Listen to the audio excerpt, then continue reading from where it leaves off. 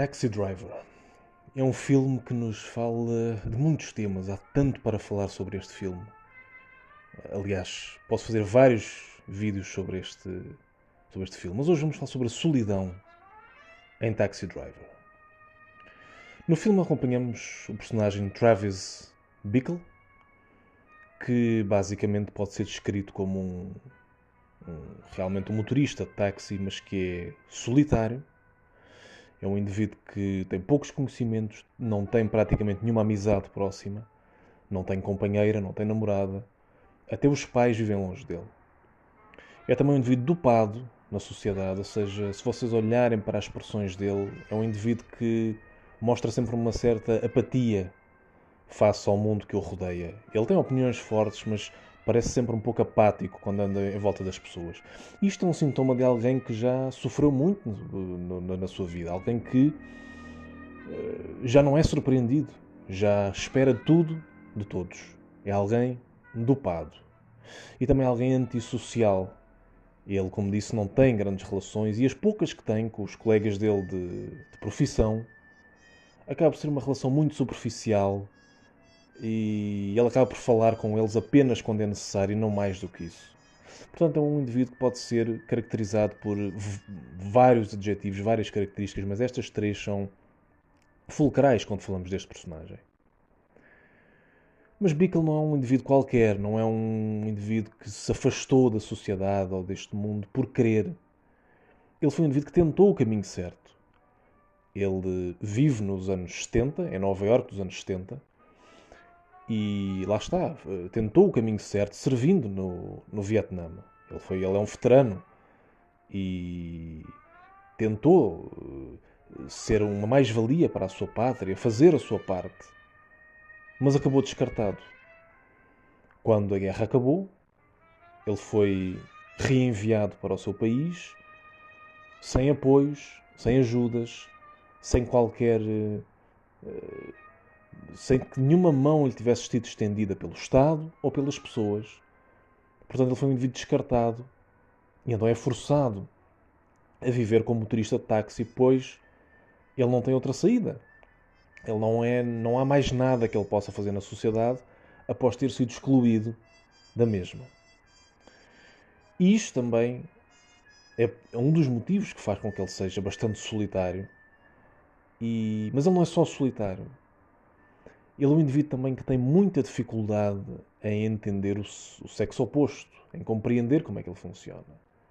Parece também um destes indivíduos que a ele nada nunca foi explicado. Lá está, ele nunca, nem nesse sentido, teve ajudas. E como também acaba por ser um indivíduo antissocial, acabou por se afastar de todos. E isto acaba por fazer com que um homem perca apetências sociais e não consiga entender como é que os outros funcionam. E o facto de ele, não posso dizer isto com certeza absoluta, mas ele parecer pelo menos ser um neurodivergente, um indivíduo que não pensa como a maioria ou que possa sofrer mesmo de alguma patologia a nível psíquica, não ajuda nem na socialização, nem na relação com o sexo oposto. Mas ele mesmo assim tenta. Ele, tal como ele tenta mesmo assim viver na sociedade como pode, como motorista de táxi, ele também tenta uma relação com Betsy, a personagem de Sybil Shepherd, por quem ele se encanta devido à aparência física dela. E então ele tenta convidá-la para sair, tenta conhecê-la, tenta fomentar uma relação com ela.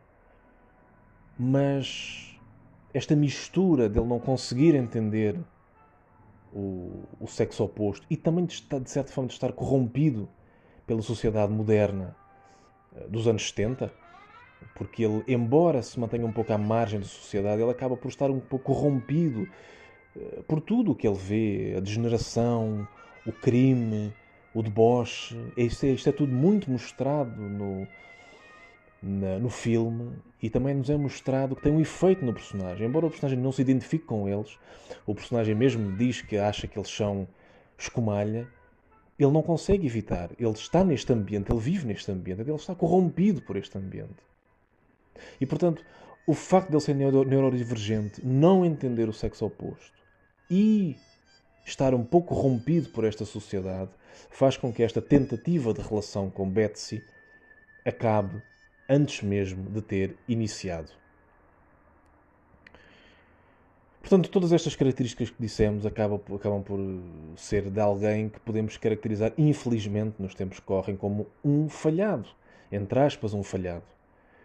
E a música Late for the Sky, que a certa altura toca a meio do filme, quando Travis está a ver televisão, só, como sempre, esta música Late for the Sky é evocativa da vida dele. Late for the Sky quer dizer tarde demais para o céu, tarde demais para chegar ao céu. Se nós vimos o céu como uma metáfora, como não sendo literal, mas como uma metáfora, então o céu pode significar aquela vida idílica que foi prometida ao Travis e também a muitos de nós na modernidade. A casa, a família, o trabalho, os amigos, tudo, até o jardim com a famosa cerca branca. Tudo isso pode ser definido como a vida idílica que lhe foi prometida, o céu. No entanto, ele está tarde demais para o céu. Tarde demais porquê? Porque ele tentou. Ele fez a parte dele, como vos disse. Ele tentou uma relação, ele tentou servir o seu país, ele tentou ser produtivo, ser útil, mas no filme ele já tem 20 e muitos anos, a vida dele já está definida, a solidão já está definida. Então ele está tarde demais para o céu. Ele está tarde demais para a vida idílica que foi prometida àqueles que trabalharam, que tentaram. E portanto nós vemos uma falácia.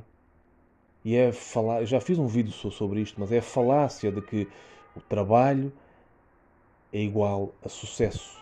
O trabalho, a dedicação, o esforço não é igual a sucesso. E este filme também nos mostra isto.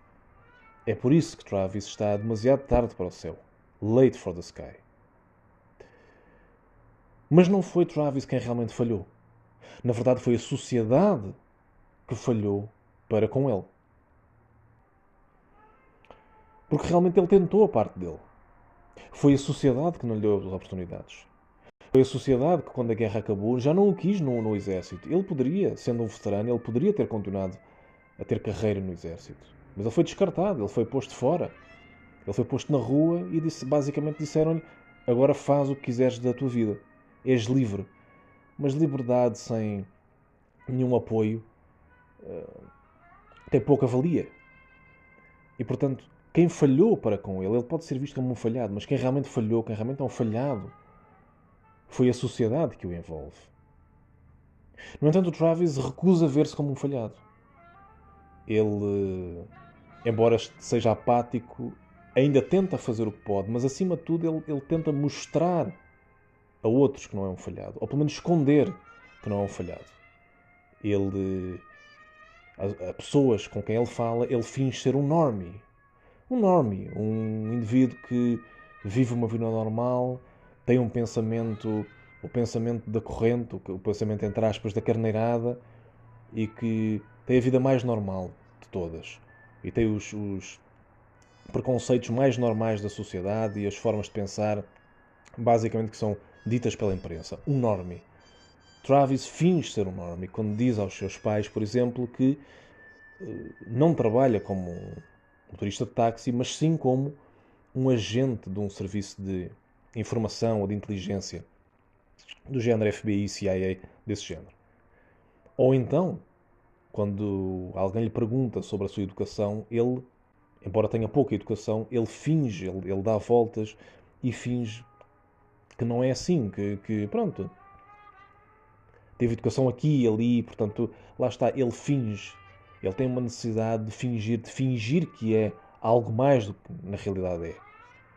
Porque ele, no fundo, sabe que não tem a vida que ele quis ter, então, ao menos, tenta projetar essa ilusão aos outros, ao menos para, de certa forma, poder ser aceito pela sociedade, mesmo que tenha dificuldade em ser aceito por ele próprio.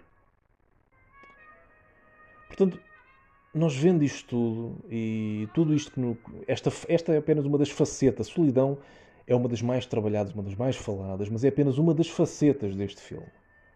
mas é muito evocativa do que se passa hoje com muitos homens no Ocidente.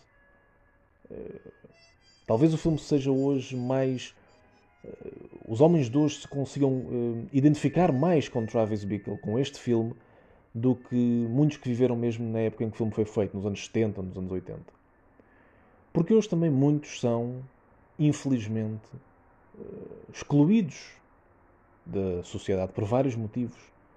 Por não terem os contactos suficientes, por não terem o aspecto que querem que tenham, por serem neurodivergentes também. Aliás, a saúde mental masculina praticamente que não é falada, e quando é falada é muito ao de leve e é só tocada e pronto, e mais ninguém fala sobre isso. Portanto, hoje vemos muitos que, como ele, o personagem do filme, o protagonista do filme, são excluídos da sociedade, não têm um lugar na sociedade. Tentaram, fizeram a sua parte, mas foram postos de parte. Passa a redundância de palavras. Portanto, isto em termos de trabalho, em termos de amor, em todas as facetas da vida de um homem.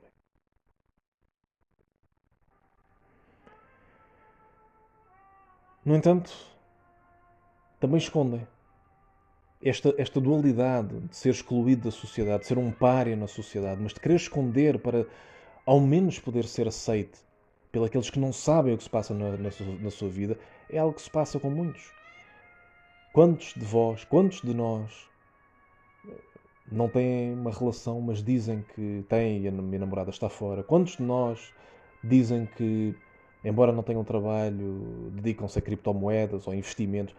Qualquer saída, qualquer mentira, qualquer omissão para não expor a realidade e poder, de certa maneira, ser aceite pela sociedade. Quantos não são hoje assim? São vários. E infelizmente são cada vez mais. Que são excluídos da sociedade e então acabam por dedicar-se ao gaming, acabam por dedicar-se a estar na internet, portanto, e a outros hobbies. Portanto, há muita gente assim hoje em dia. Há muitos Travis Bickle. Numa última nota, quando estamos sós, quando estamos solitários, ouvir este jazz do filme quase que nos transporta para outra dimensão e ao menos ajuda-nos a pensar. Se puderem, deixem like, subscrevam e, sobretudo, que Deus os abençoe. Fiquem todos bem e até uma próxima.